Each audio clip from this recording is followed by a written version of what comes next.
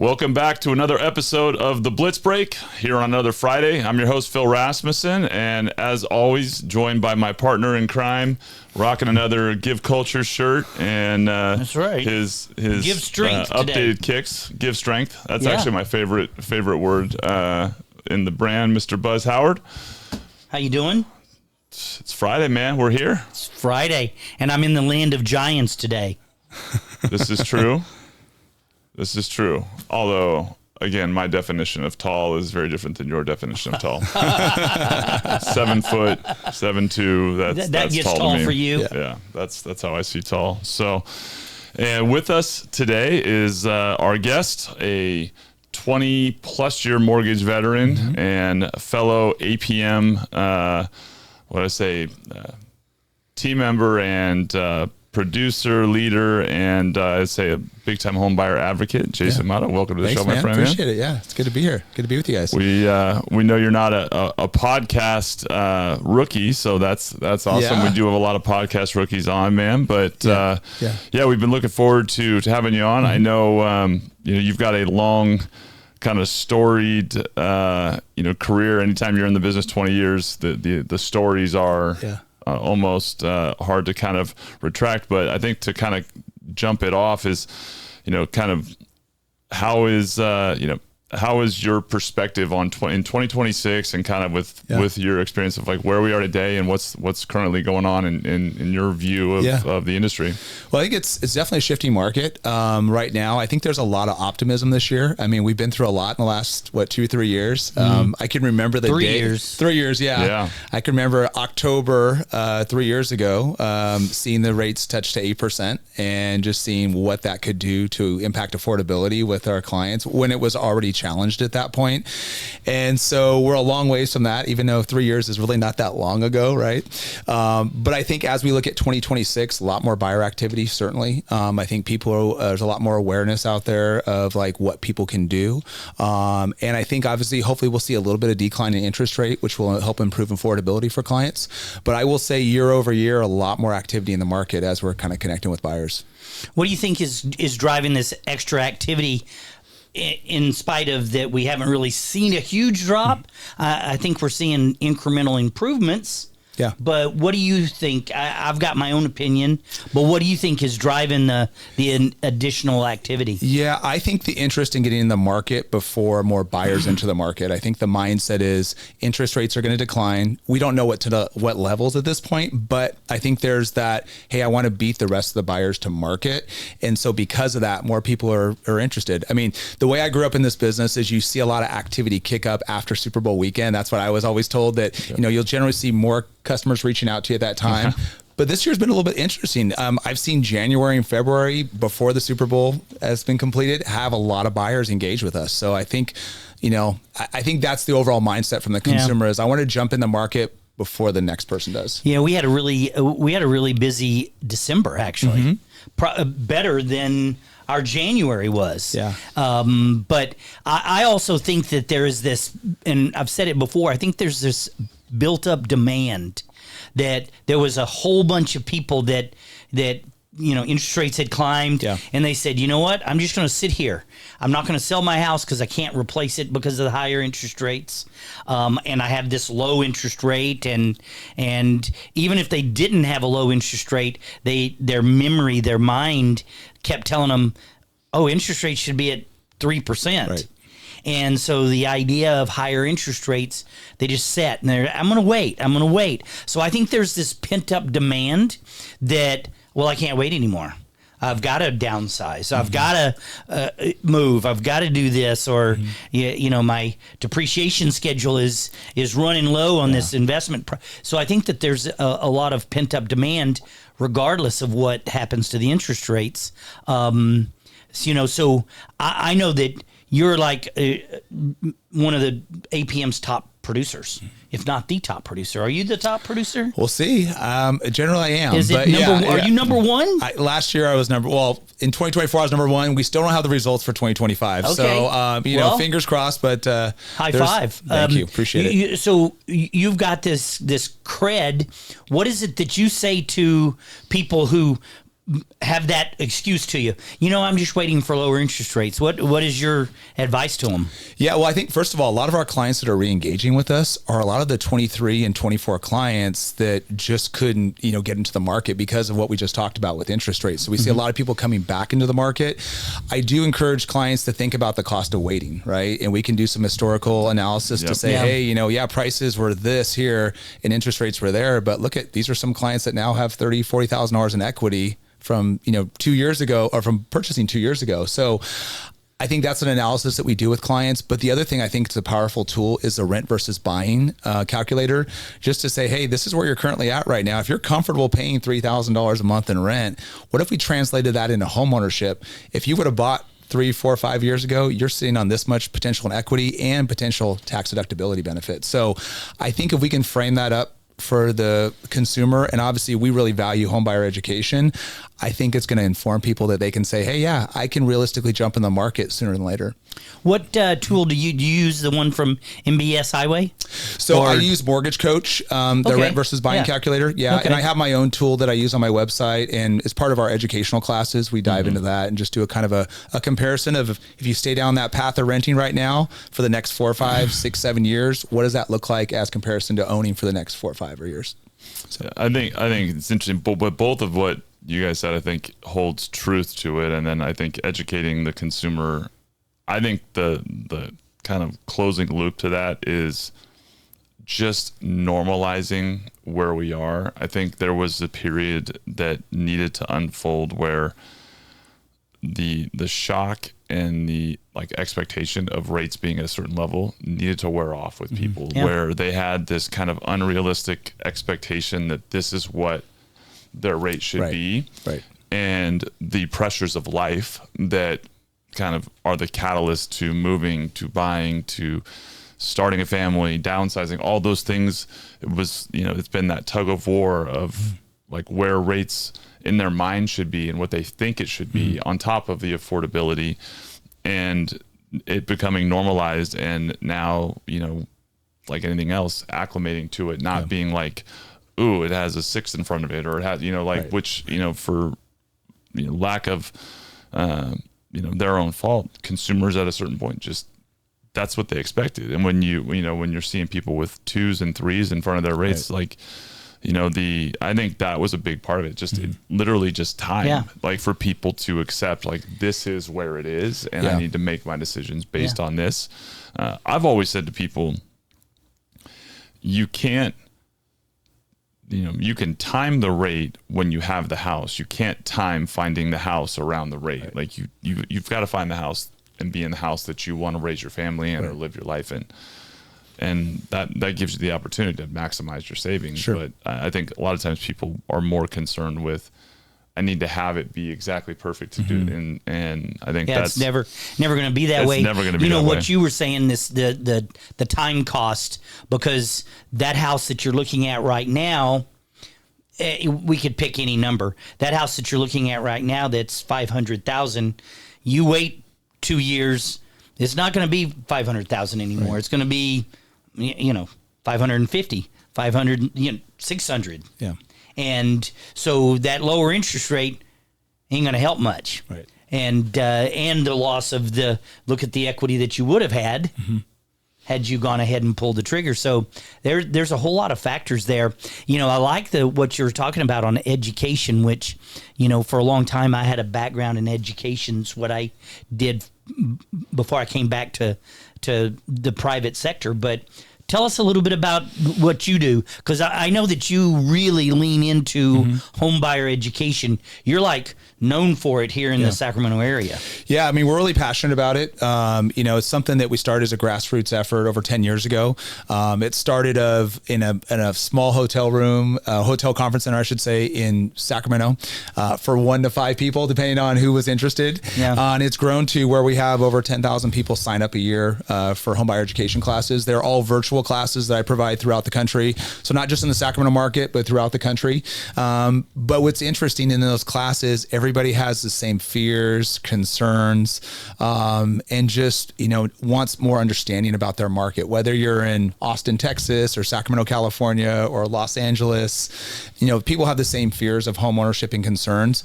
So we try to really provide them tools and resources in a safe educational environment that they can learn more about home buying, the process, maybe some little tips on their credit, or maybe some tools that are available in their community, like first-time buyer programs that we do a lot of.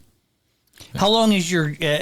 so you're saying they're all online now? They're all virtual. And so give us an idea. So I sign up for the one on Saturday. Mm-hmm. How long is it? Do I get a book? What's the story with that? Yeah, so they're all recorded classes. So if somebody needs to step away from their computer, they can do that, and they can look them up on YouTube and see exactly kind of what we've been talking about. We always share back with them all of our content, so they get a slideshow that they can take a look at. It's an hour-long class in a virtual setting. We generally try to, it's 45 minutes to maybe 60 minutes. It's all very interactive. It's a safe learning environment where we're not trying to promote, we're trying to educate. Yep. And what we found is it's pretty successful in that we can get that connection with our customer in that safe environment, and then know that we can hopefully be top of mind that when they do decide to make that major purchase, they've thought about that class that they've attended a year or 2 years ago.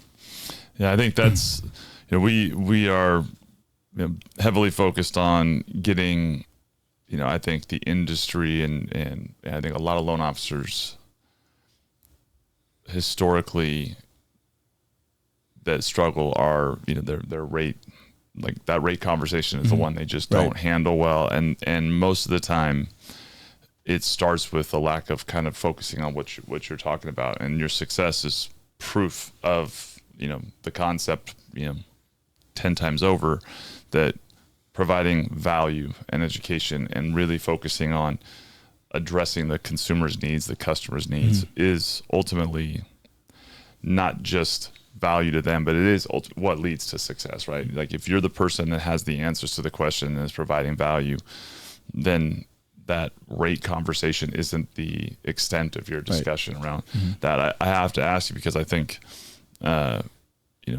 being the top producer, you have to have carried the same conversations and had the same questions about rate that every loan officer's faced. What do you think is the missing piece that, when someone says like, I struggle to handle that you guys have really tackled, that is why, and maybe the most common misconception that's associated with that? Yeah, well, I think before it even gets to rate, I think it comes down to the fundamental relationship that you have with a customer, and it's so in showing up with care and empathy and compassion for someone. Because I think it starts with that level of trust that you have with a buyer, because they see like what you're going to pour into them. And so I think it starts there. And then you're showing them all this value, whether it's tools and resources, whether it's like diving into their credit report and saying, hey, what if we did this? Maybe we could get our credit score to 720 versus 700. And now our mortgage insurance changes. Now, maybe our rate differential changes. I think we're adding so much value to the client. And by the way, I meet with every client individually in a virtual setting. And so they're going to work one-on-one with me. And then, so when it comes to the rate conversation, I provided so much value that when we get to the rate conversation, I can also educate them more about, what makes up rates. Rates are not just a one size fits all. It's about credit score. It's about down payment. It's about product. It's about how much am I going to finance? Yep. And then helping them educate them about misconceptions around interest rate. Like, yeah, you can Google interest rates right now, but yeah, there's probably somebody saying I can give you a 5% interest rate, but is that reality in the market when the average rate in the country is 6.1? Probably not. Yep. So, so I think that's kind of where it goes. And what you're going to lose in the process of chasing that. Yeah. Exactly. We see that a lot. It's like what we used to do before computers. I hate to say that. We like to say that Buzz carried the first mortgage across the country on the Wells Fargo Express. But we used to advertise our interest rates in the Sacramento Bee. They came out every Thursday. And so you'd have what we used to call the liar's page. Yeah. And there was no checking up on it, because Well, they called you on Monday for what they were going to print on Thursday. So people would say anything because they knew that, oh, well, that was on Monday if someone, went after them. But there's so many people that are willing to tell you, oh, the interest rate's 5%. Well, all of us could get 5% if you paid 4 points and you had, a 900 FICO score and putting, 110% down. Yeah. Sure, we could get you that rate. Yeah. But so I like what you say. You have to pour the value. You have to have the trust so that they see that, you're telling them the truth. Yeah, I think what I learned through my time in the industry is that if you're going straight and getting that rate question right away, and you're getting some objections to you haven't added enough value to that client. You've only just created yourself as a commodity in the industry, and guess what? Commodities can be replaced. Yep. And so, I think, that's what goes through my mind. If I've had pushback from a client or concerns, then I haven't poured enough value into that client to make them understand what makes me different. I could not agree more. I mean, I think that is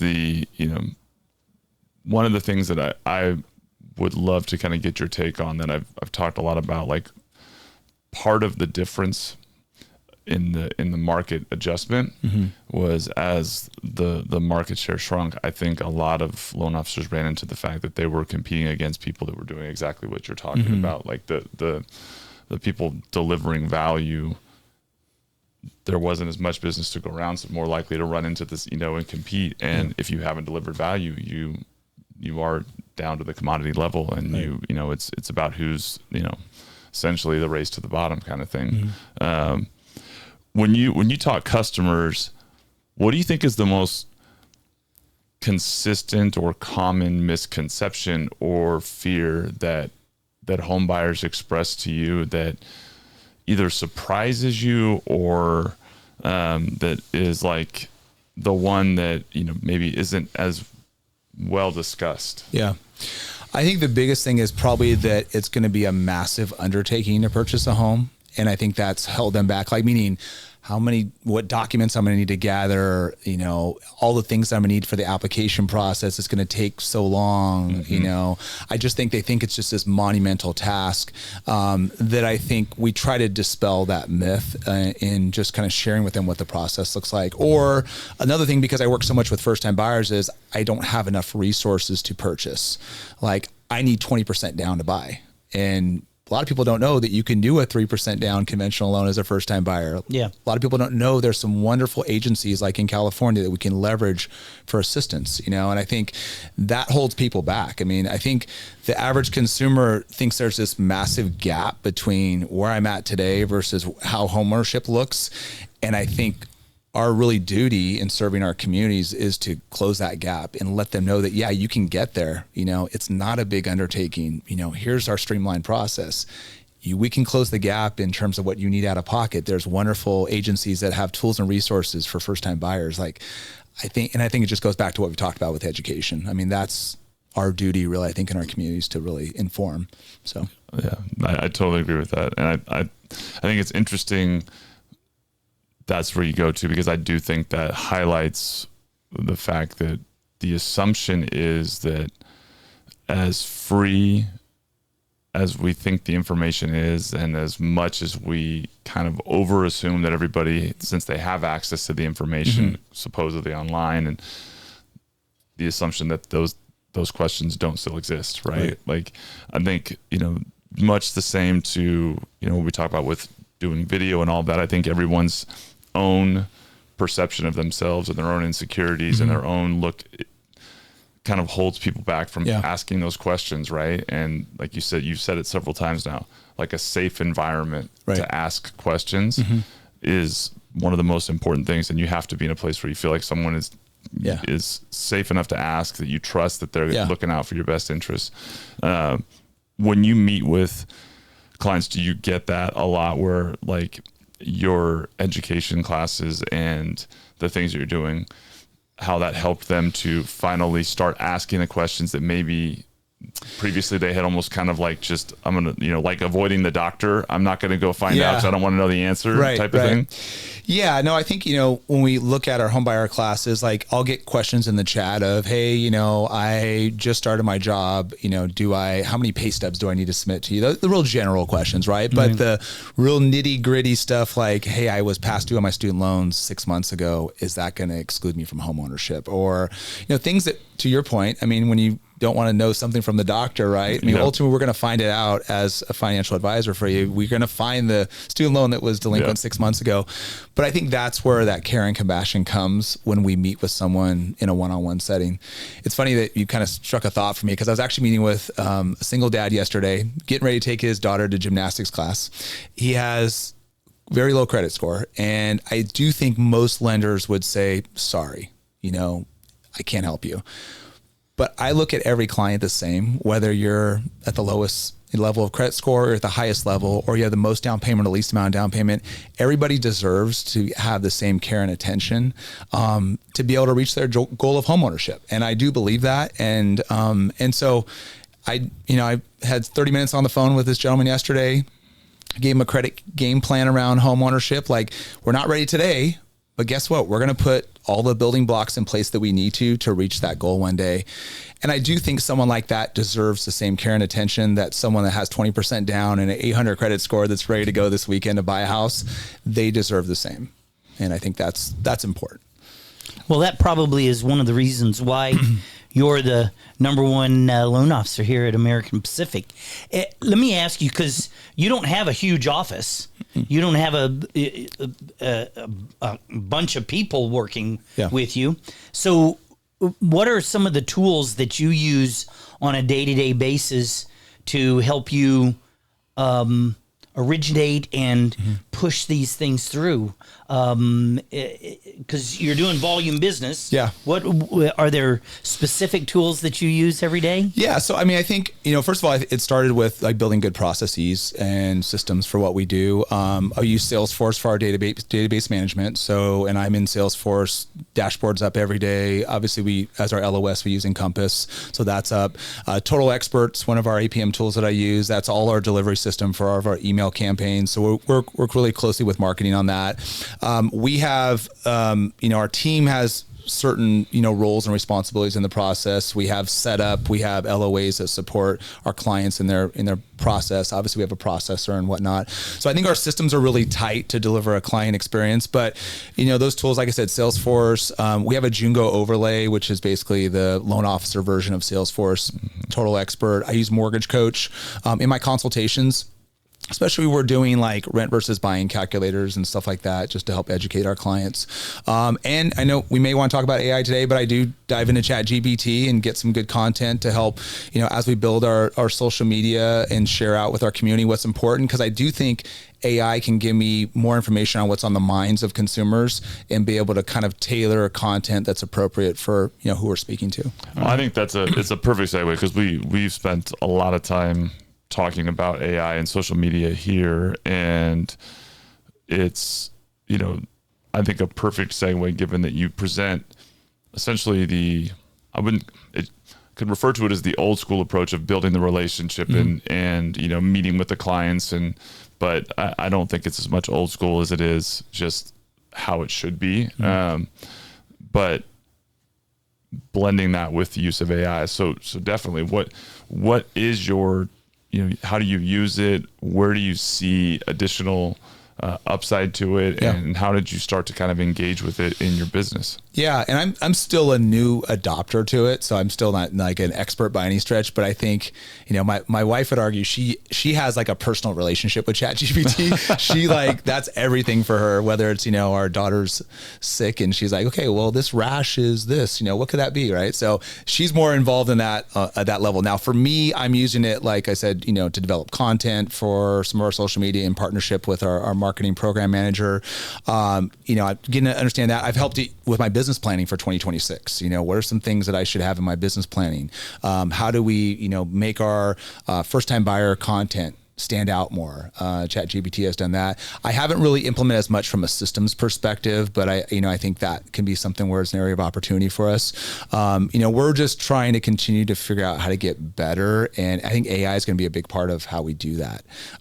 We are beta testing some like connections to our clients with through Total Expert. We're part of a beta team to make outbound calls to our database using AI, which is a new adventure for me. Yeah. I got to get a little comfortable with that, but I think we want to fine tune that so we can just be better connected with our clients. Yeah. I think AI can help us facilitate that as well too. So I think that's like, I get AI calls and I get AI calls where it's clear they're attempting to get me to believe it's a real person, and then you get just the subtle pause or the thing where you can tell, oh, that's AI. Yeah.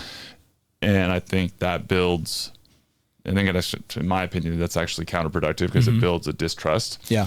And I think people that think that, oh, that's not a good route for the consumer, I think it adds a ton of value. I just think you need to be authentic and open about the fact that you're using the AI as a value add for the reason to lead to the conversation with the real human that you want to talk to, in your case, you. And I think if you are authentic and honest about the fact of the purpose of AI, then I think it builds trust and serves its purpose. But I think it'll be interesting to see how it gets used where people are trying to make you believe that you're talking to a person. That scares me. And I would rather, and I've gotten the calls, and I would rather it say right up front, hi, I'm so-and-so, I'm a AI tool, from Jason, and I'm reaching out to start this process or whatever. I think that would build more trust than some other slick way to get you to think it's someone. Yeah. And that's our intention is to just have another touch point for our clients, not to impersonate me. Because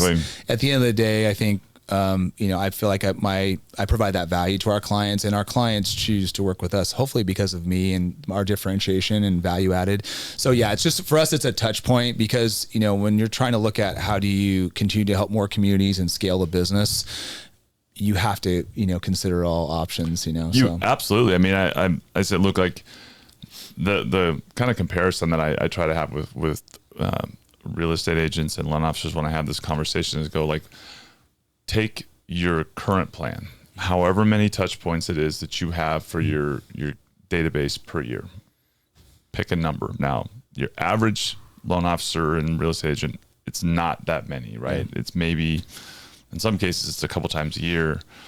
I think really on top of managing their database, it's maybe 4, 5, 6 times a year. The question always is, at what point, if an AI-driven tool that has kind of been able to survey your database, kind of get a sense of your personality, your tone, is delivering value to your customer at daily, multiple times a day, at what point does your customer have the scale tip and like what you offer in value gets overshadowed by that? Right. There is a point for everybody, and it's not the same answer for every customer, obviously, but there's a point. So your advantage in the end is you as the human being. That's the one thing it can't offer. And if you now have those tools put to work for you, the end result is they end up with you, and that's really how you separate and protect your business. But if you don't use the tools, then you're leaving yourself exposed to whatever that threshold is with the customer. And I think that's the reality of where we stand. But the thing that I feel like should like make people feel very confident is if you are delivering value, and as a person you are giving to your clients and your partners that actual face first kind of value as a human being and that human connection, then you are actually at a huge advantage if you use the two. But you can't stick your head in the sand and ignore it. No, it's reality. And I think the messaging to your database is really important, right? So that messaging has to be consistent with who you are and what you represent and how you show up for your customers.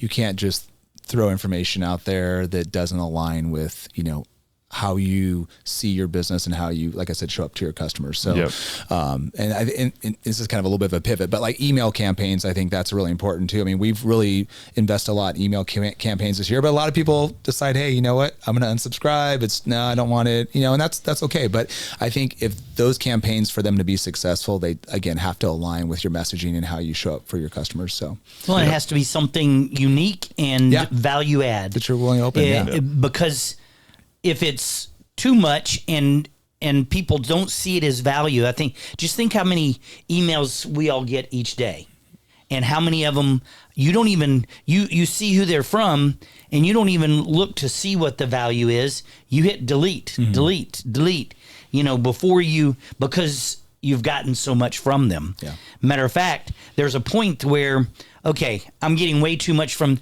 You click on it, you go all the way down to the bottom, and you unsubscribe because you get tired of deleting it. So there's this balance that has to say, what am I sending out? What is their perception of those things? Are they valuable?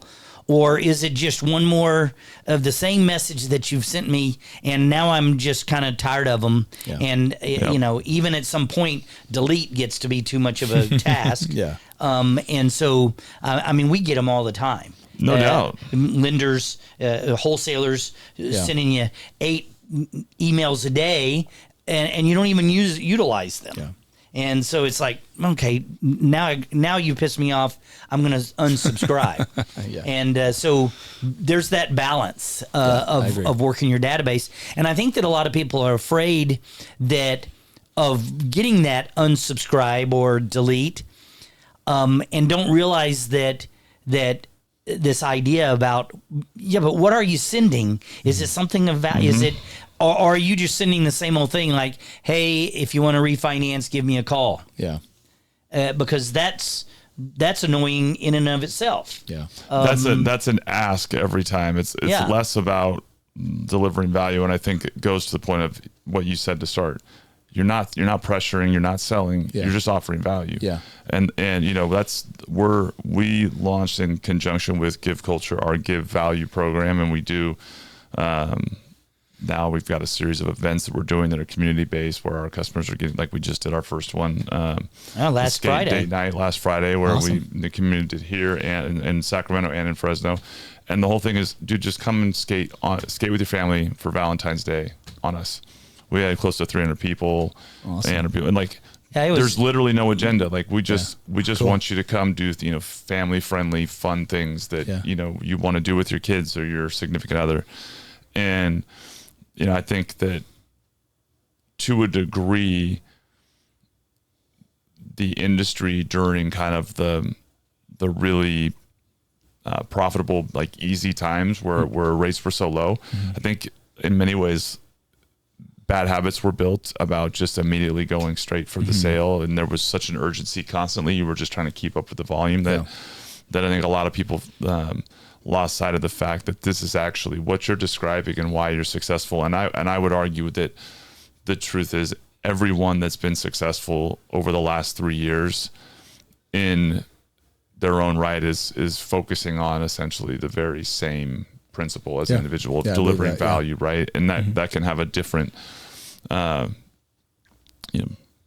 subtle variation and answer for different customer bases, but the answer is the same. Is you're giving them value in a way that is, and I think it's refreshing to hear, because I feel like sometimes I'm a broken record with it, and in many ways, sometimes success breeds the worst habits for people, right? Where you kind of forget how to grind and work, and I'm kind of optimistic now, looking at like those that have kind of ground their way through the last 3 years, that it's almost been like a reset of that customer relationship with people, and recognizing that is the value. So when you kind of look at your evolution, I mean, you've been in the business now 20 years. This didn't happen overnight. You obviously have been in some executive roles where you kind of got, you got to deal with all the stuff that doesn't get to the customer, right? And you've led teams. And what brought you back to where you've now been for over a decade, really dealing with the customer in production, all of that. What was the motivation that kind of pushed you there? Yeah, no, I think, well, I mean, how I grew up in this business was the one-on-one interaction with the customer, right? And as a young man in my 20s, it was like, I really enjoyed that experience of just helping people. And that's true to my heart. I'm all about helping. I mean, that's just where it starts from. But so it's kind of there. And then when I kind of over the last 12 years, I've just kind of like figured out again, like that's where I wanted to be back to, right? I just felt like that's what my calling is, to serve my community by helping people on a one-on-one basis. And it eventually started to really click for me in terms of like leading with value through homebuyer education, working really individually and customizing options for clients. And, you know, like all those things that we've talked about before, but it was just that one-on-one relationship that I really enjoyed. And at the end of the day, there's no better feeling to call someone and say, hey, guess what? It's all recorded. We're confirmed. You know, time to go get to your house, go get your keys, and then get that text message from my clients with a picture showing, you know, them getting their keys, or, you know, can't wait for that first night at the house. Yeah. It's just amazing feeling. I mean, it just can't convey that. I mean, it's just a really cool feeling. And it makes it all worth it.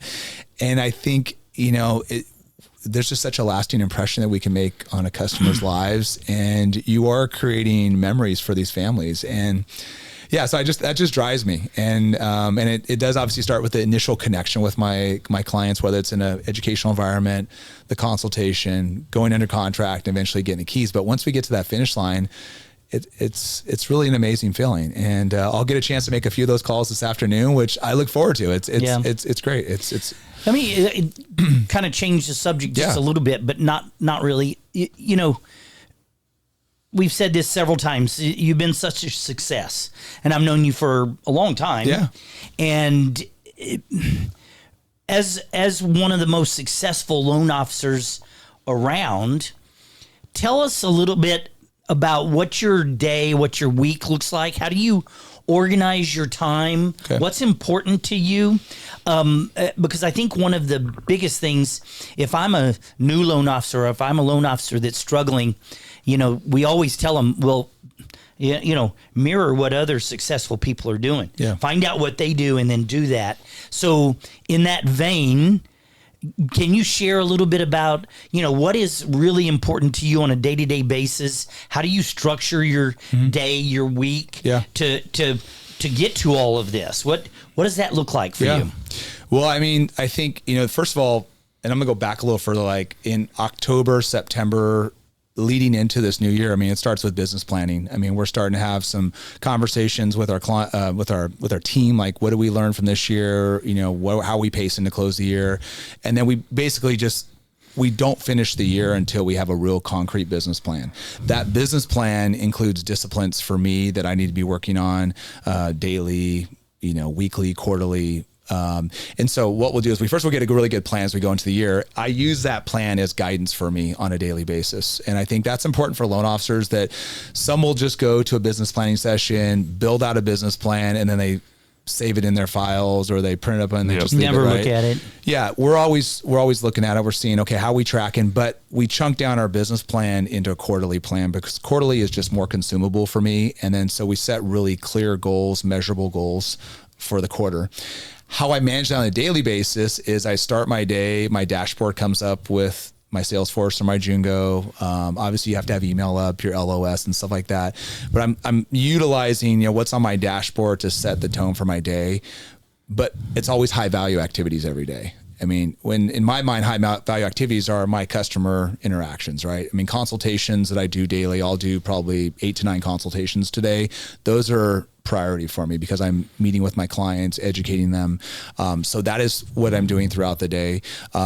When I start my day, I also look at the pipeline. I look at, okay, what's going on? What needs to happen today? Today we're on a Friday, so closing disclosures are really important to make sure we set the tone for cooling off periods going into next week. So just doing a quick assessment of that. And I really look at my calendar, in real detail. So my calendar, really every minute is precious for me. And so I start my day, usually it's a workout before I start my day. So I get that hour and a half in. My business day starts about 9 o'clock, and then I go. And so it's usually about 9 to 6 every day. Last night was a little different. We had put out some fires at 9 o'clock at night, which wasn't ideal, but we got through it. But it's really just making sure, and I'm doing high value activities, and that's what I would encourage LOs to think about what their day looks like.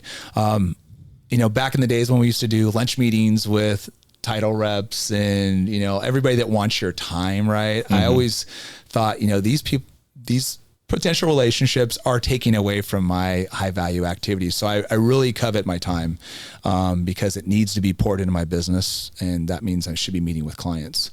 I think that's a huge point. And I think you being thoughtful about everything you do is, to me, it seems like such a no-brainer, but I think it's also kind of where people struggle with the balance of creating automation and consistency and something that you can put on a repeatable, scalable level without disconnecting from the most high impact activities that you just described. And I think the hardest part for people that haven't invested the time that now I think AI and a lot of things can help you figure out is ways to manipulate your day and design your day to optimize how much you get done. And I think that's a huge advantage. I think there's a saying that coaching buddy of mine said to me the other day, and I'm sure it's not new, but we've talked about it a lot, is like, hey, one of the keys to success is self-awareness, like probably one of the biggest keys, like really understanding who you are, your motivations, your purpose, your strengths, your weaknesses, so that you can actually design things that are going to complement and fit, versus the people who, kind of ignore the fact that, I'm not great about being efficient with meetings, and they always go longer, so I need to find ways to cut down, or I don't like doing this paperwork or that, where they just kind of live in denial and inefficiency. During the course of your journey, we talked a little bit about this before the show, being with the clients and affecting the clients is a big part of your passion. What are some of your other motivations that really drive you, on a day-to-day basis? Like outside of the business world? Yeah. Well, my family does, obviously. So I have 2 little girls that are great, and I have 2 older boys, and they're in a different, time in their lives. So they don't have as much need for dad as much, but my little girls do. So that drives me. Really passionate about like health and fitness. And so, building my days, fitness is always part of it. And passionate about my golf game when I can. So, but I think there's a balance in life, that you need to have. And, beyond that, I do serve in my local, food bank. I'm on the executive board for the River City Food Bank. And so I feel like having that balance in life, you really need to have a give back mentality too. So that's always part of it. So it's about family. It's about, the health and fitness. It's obviously about the business, and just kind of making sure that you have kind of all those in alignment. And, that's kind of what really gets me going. I love kind of traveling too when we can, but it's not easy with little kids. Yes. So we didn't have the greatest trip 2 weeks ago, but hey, you got to do what you got to do. Yeah. So traveling with kids for 1 day or 5 days, there's no difference in the stuff that you have to take. Because their clothes are small, but all the big stuff is coming with you. We had a double jogger, because I like to run when we travel, and so double jogger is about this wide, and Southwest, they you take it down to the end of the jetway, right, and you fold it up, and the guy from Southwest who's going to put it on the plane looks at me like, this is the biggest stroller I've ever seen. I'm like, I hope that makes it to my destination because I need it. So anyways, it's fun. That's funny. Yeah, I can vividly remember, some Southwest flights with R3, like going to Disneyland and realizing I just stood the entire flight because every 5 seconds there was something I had to get on the overhead bin for one of the kids, right? It's like, there's no point even sitting down, unless the seatbelt sign's on. I'm just standing here handing down different things.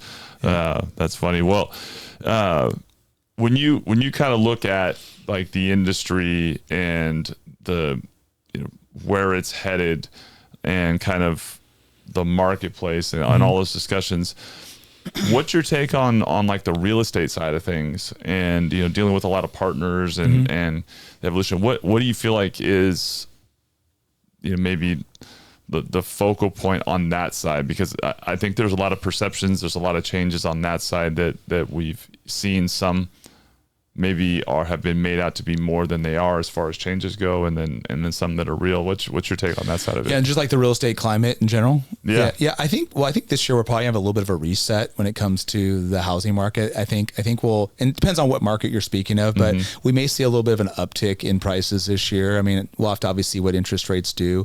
I still think we lack supply that we need in most markets. Big time. And so that's a challenge. Obviously some of our buyers are going out to new home builders to, try to, get something. But of course they're incentivized by the in-house lenders and whatnot. So we see a little bit of that, but I do think we're going to have a very active market this year. And I think we've already talked a little bit about it earlier. There's already buyers that are engaged in the market.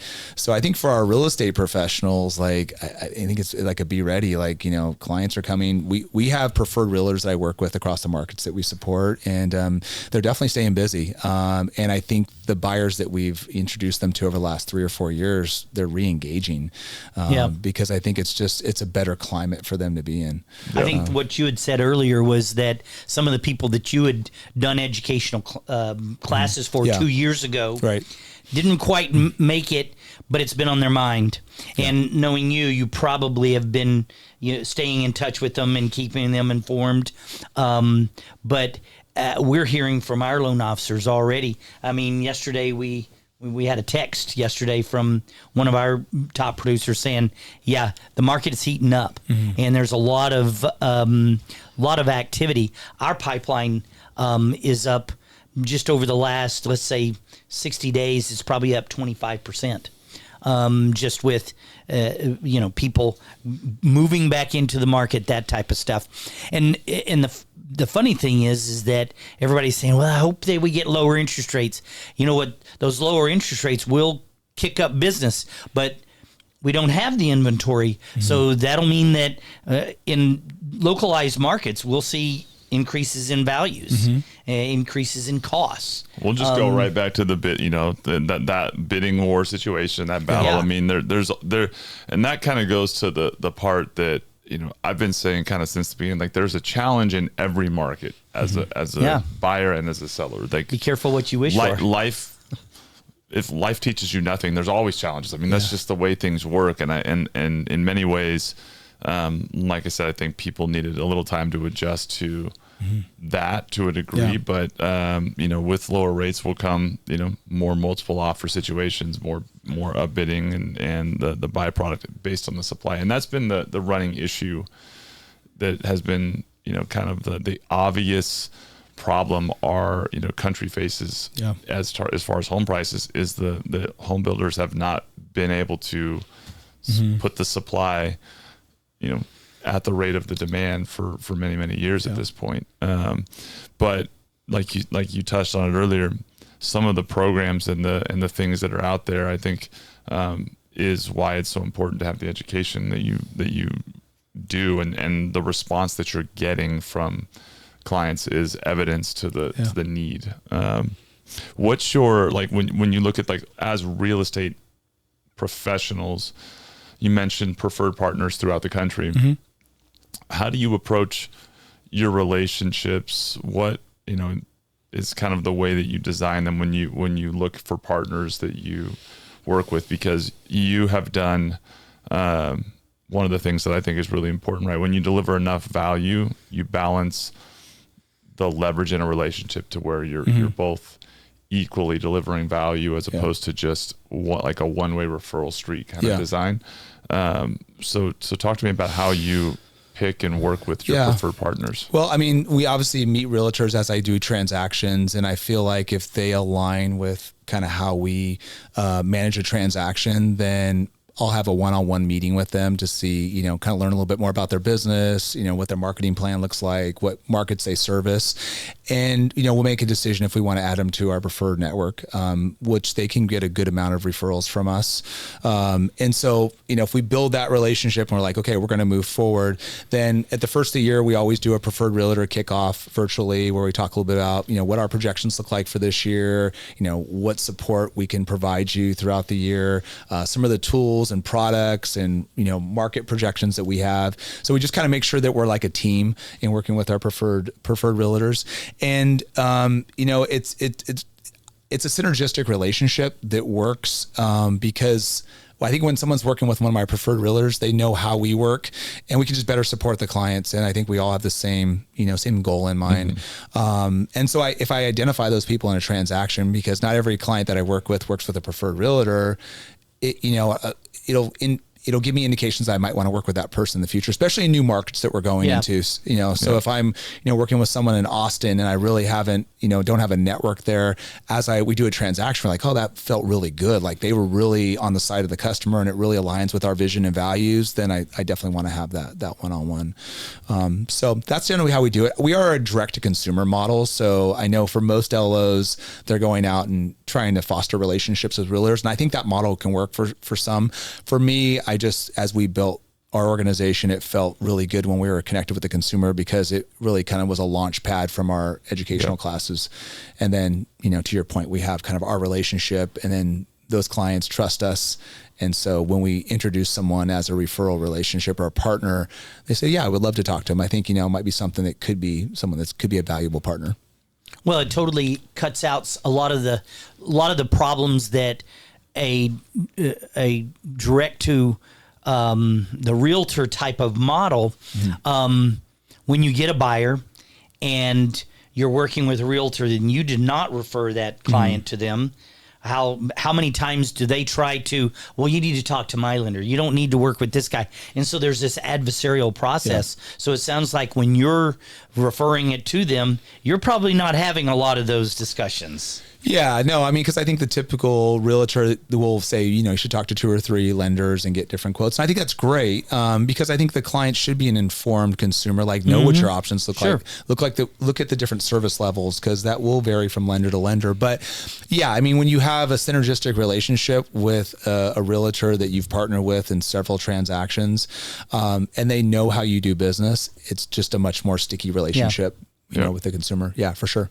Yeah. And I think that whole give 2 to 3 cars, get 2 to 3 quotes, agreed in principle. It is great to be educated, but it's also where I think sometimes the misinformation can hit them and cause confusion and where that trust is so important. Yeah. And that goes back to your point of, people that if you've done things the right way, and you've delivered value, you still rise above regardless because you can address and talk about the ways that people might paint a rosier picture just to try to win the customer as opposed to painting the real picture. Sure. And doing, the worst thing is to come across surprises and have that be last minute if, to win the business, people are, essentially fudging the numbers in their favor type of thing. And we've seen all the different strategies. And I think the more shopping you do, the more likely you are to run into some variation.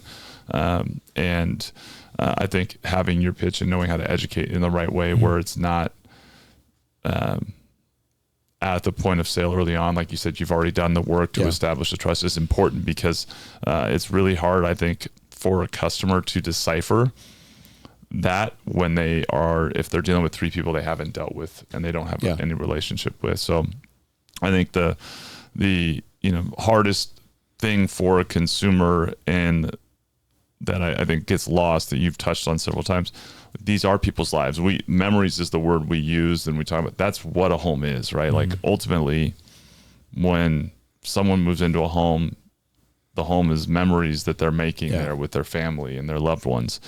And if you've been in this business for any extended period of time, we all know what the stress is like on a Friday when you're talking about waiting on keys and moving in and you've got moving trucks. Right. And like, it only takes one of those to know what it's really like to have family. And once you purchase your own home and you go through it, what do you what do you like to do? You get your pictures, and you mentioned things when someone closes. Is there anything special you like to do for those first-time home buyers to kind of help celebrate with them? No, for sure. Well, obviously we call everybody the day of closing and say, congratulations, you did it. Huge accomplishment, super excited for you. But we always, share with them a housewarming gift that's specialized to them and their family. So they always get that on every transaction. That usually arrives in a week to two after we close escrow. And then I explain to them that their Aftercare program. And I always share with clients, and I joke around with them. I say, hey, you're stuck with me for 30 years. And we laugh about that. But I also share with them, though, like our Aftercare program, because our relationship doesn't stop once they get the keys. So whether they have billing questions, whether they got a tax bill and they can't remember if their escrow impound account is set up or not, just call me. You get a supplemental tax bill, call me, let's talk about it. So I think that's really important. So they know they're not just left alone after they buy their house. But our Aftercare also includes, we call it rate watch, where we're basically watching the market. So if rates tick down to 1% less where they closed at, let's start having some conversation around strategy around refinancing. And then, we always enroll everybody in our HomeBot system. People love HomeBot, for the calculators, track home equity, acceleration of principal payments, all that stuff. I think it's a good way of keeping people engaged, but providing value to your customers too. Totally agree. So with you that. like to reach out and really do almost like an exit interview, an exit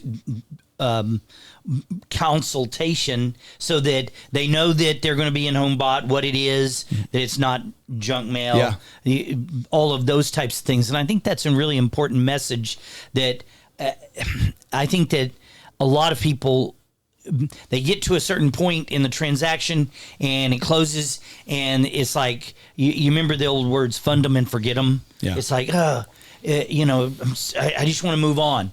And I think that's so important what you're doing. You call it your aftercare. Mm-hmm. I like that. Yeah, I like that too. Use that. Patent pending. No. Yeah, right. No, I like it. It's we've worked worked a lot on what our give value program, and same principle, right? It's the idea like that. It's way beyond a loan, and if you're really doing this business the right way, you understand that, and you're offering that, and that's the way you approach it. And our industry is filled with the refi mills and the churn them and burn them type of operations. And, for the people that need that and appreciate that, you have to deliver on that need. And if you don't want to be, kind of forgotten or a commodity, to your point early on, I think, it's refreshing, because I think it goes back to the point of the value you're giving has no expectation. It's given, and those that have the need will respond to it accordingly. Yeah. I've always been big on like building teams. Like, for myself, I always like coaching and leading. Like, I want everyone else around me to succeed, and what comes from that is usually successful for me. Mm-hmm. Like I don't have to worry about when and where and how. Yeah. Like, just pour into people. So, Buzzer, I know we're getting close to our end here. I want to give you an opportunity to give us an update on the Mortgage Minute, and then we can wrap with. Well, it's been a really good. I've always been a big fan of Jason's, and we live near each other downtown and see each other at the markets and that kind of stuff. And man, I've really appreciated you being here and sharing some of this stuff, because these are the things that it's easy things, but it's stuff that has to be done. Mm-hmm. And you tend to do them, and that's what sets you apart. So I want to thank you for being here. Yeah, absolutely. So the market this week, we're ending the week a little bit worse on interest rates than when we started. It's been a short week. There's been all these focuses. We thought that the GDP came out today, better than what we thought. Mm-hmm. We also had some other stuff come out, inflation numbers that were worse than what we thought. And so the market's kind of evened out this week. We've really kind of slid sideways most of the week.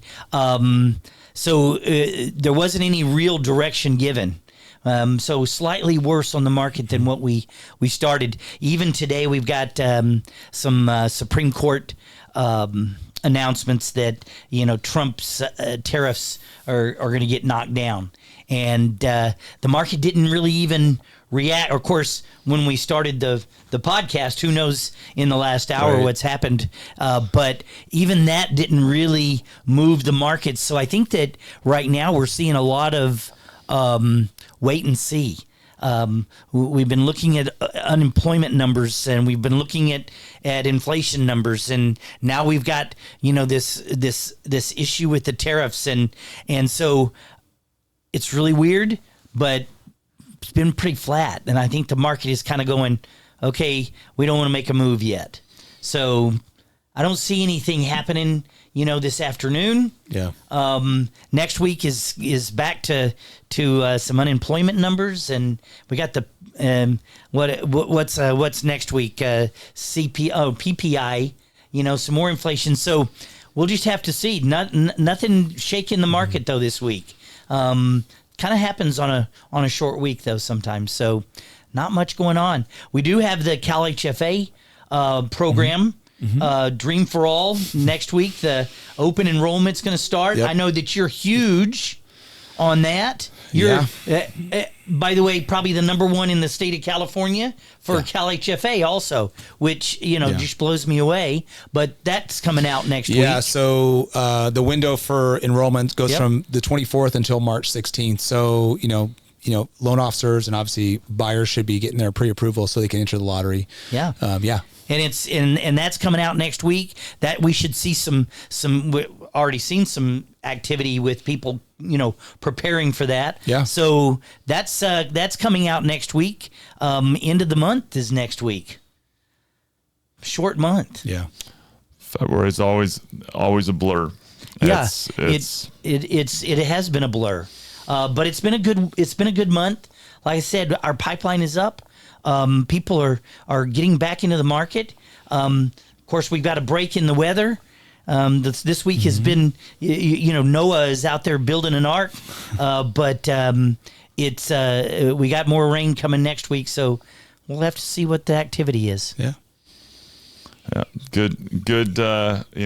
From our end, I think overall consensus that the activity's up, and love seeing it, love hearing it. I think the injection of optimism and energy, I think is like anything, like the snowball effect. Once it starts to flow, I think it helps. But yeah, I want to echo, really grateful to have you join us, Jason. It's been, and again, I think I always appreciate hearing the perspective that recognizes the importance of putting a genuine and real thought around delivering value to the customer and to whoever your relationship is. I think that is a philosophy in life that is not only the right one, but it's also one that breeds success. So in an essence, it's also, can lead to positive results on the selfish front. And I don't think that it's talked about enough, I think, in some cases. So really appreciate the entire discussion. And in many respects, to Buzz's point, the disciplines that you touched on, to be consistent. I think that's one of the biggest challenges for us all in life, and mastering that and doing the simple, easy things first so that you can do the more complicated. Yeah. It's like listening to someone describe all of those towards success. So any final thoughts or comments, my friend? Yeah, I would just say, I appreciate you guys having me on the podcast. It was a great experience. I love what you guys are doing, and you're obviously adding value to our local communities. And I think that's fantastic. And just really encouraged about what we're seeing out in the marketplace. And hopefully, I've been able to kind of share a few things that help our listeners kind of like maybe transform their business, or just at least have one or two ideas that they can put into their own business to help them achieve their level of success. So yeah, really enjoyed the time today. Really loved it. Awesome. Aftercare. Not Aftershock. Aftercare. Aftershock might be the opposite of Aftercare, the concert. I think I have an NDA that I'm gonna have Buzz sign. There you go. Right. Too late. Yeah. Oh no, big fan though, Jason. Thank big you, Buzz. fan. Appreciate it. Appreciate all the work that you're doing, and I wish that we could clone your work ethic and everything else. So anyway, appreciate that. Absolutely. Well, that's been another episode of the Blitz Break. Appreciate you all tuning in. As always, follow us and subscribe on YouTube. We're on all your SoundCloud, Apple Podcasts, Spotify, wherever you pick up your podcasts, and all the social media platforms. Appreciate another Friday. I'm your host, Phil Rasmussen. Thanks again to our guest, Jason Maida. And for Buzz Howard and myself, we're out. Hope you enjoy your weekend.